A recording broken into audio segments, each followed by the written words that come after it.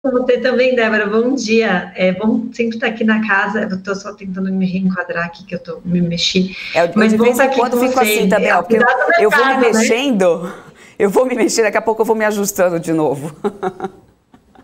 Não, eu esqueço que para vocês tem que botar o computador mais para trás. Agora dá uma melhorada. Mas, enfim. Então, assim, bom estar aqui também, apesar do mercado, né? Que tá difícil. Olha, esse mercado, a gente agora que passou a ter 2 pregões num dia só, tá tenso, hein? Tá tenso o negócio.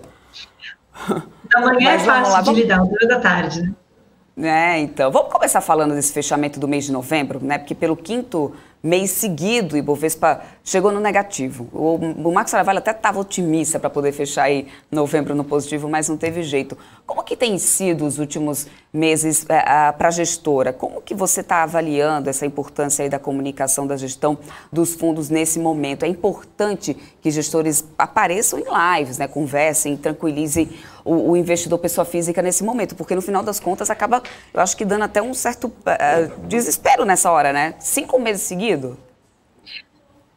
Perfeito. Eu vou dizer que eu, de alguma maneira, dei sorte esse ano, então eu conto um pouquinho como é que foi, mas a comunicação ela é essencial.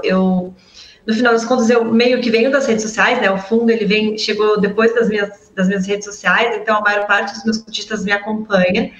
E o meu objetivo tem sido dar satisfação, né? Eu sempre falei, eu não sou uma pessoa de escrever, eu sou uma pessoa de fazer conta, que eu não ia ter cartinha. E hoje, aliás, estão todos convidados, vai ser a minha primeira live de resultados do fundo, justamente porque tem que dar uma satisfação, né? O mercado está muito difícil, então o fundo ele começou esse ano super bem, eu cheguei a ter 60% de alta no fundo, e agora o fundo está dando 11%, com hoje volta a melhorar um pouquinho, mas obviamente eu entreguei uma parte relevante do resultado do ano.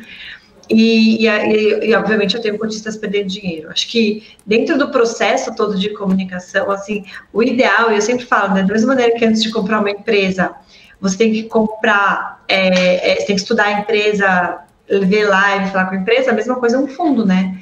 Então, antes de investir seu dinheiro num fundo, você tem que entender o gestor, a cabeça dele, até porque, por exemplo, o que eu estou fazendo agora no meu fundo não é o trivial, que é eu não reduzir risco. Quer dizer, eu reduzi risco lá atrás e eu não reduzi mais. Então, no momento que subiu a bolsa, chegou lá nos 130 e poucos mil pontos, eu olhei e falei, ok, acho que está demais, assim, está de bom tamanho. E eu diminuí bastante a minha exposição, mas assim, quando deu 113, 114 mil pontos, eu falei, ok, tá ótimo, acho que a partir de agora bem mais confortável, o valor estão mais confortáveis, eu claramente estava errada, então o fundo meu, ele segurou bem, acho que até junho ele foi bem, julho ele foi julho foi um pouquinho positivo, aí agosto eu caí igual a bolsa, setembro, outubro eu caí bastante, eu caí, os 2 meses juntos eu caí 30%, e novembro eu tive um mês que eu consegui ficar um pouquinho positiva.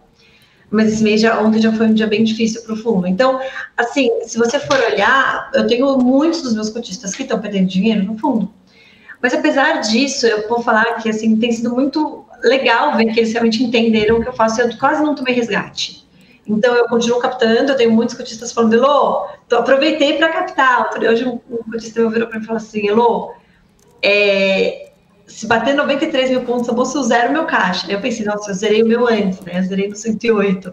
Mas acho que a ideia é justamente assim, essa comunicação. Porque o que acontece se o cotista acha que você está perdido, então é realmente melhor você sair. Se você, enquanto gestor, você não tem segurança do que você está fazendo, e você precisa não só ter, né? Porque às vezes tem muita gente que está muito segura e não consegue transmitir isso para o gestor, ou não está acostumado. Assim, eu acho que as redes sociais elas diminuíram muito o espaço entre o gestor e o cotista. Então, no final das contas, assim, hoje, por exemplo, eu virei e falei, ó, eu reduzi, eu voltei a 100% comprada, desde os 114 mil pontos, 100% comprada. E hoje eu olho e falo assim, as mesmas coisas, as mesmas empresas, eu gosto muito mais delas do que eu gostava antes. Eu gosto muito mais de Ambipar a R$ 38 do que eu gostava dela a 70. Apesar de ela ter dado um resultado bem bom, talvez eu goste equivalente. Mas assim, quer dizer, na verdade é muito, muito mais. Eu gosto muito mais de Simpar a 10 do que eu gostava dela a 17, né? Que era os 70 de antes. Por quê? Porque elas estão. Então você tem que olhar um pouco a empresa. A empresa está entregando bons resultados, tá? Se a economia desaquecer, a sua empresa desaquece junto, tipo, a produção de soja vai desaquecer porque a economia desaqueceu? Não. Então, assim, então, se a economia desaquecer, a minha empresa desaquece junto, a maioria da carteira não. Então, a minha questão agora é sobreviver ao período de paciência que a gente não sabe qual o tamanho, dado que ano que vem tem eleição.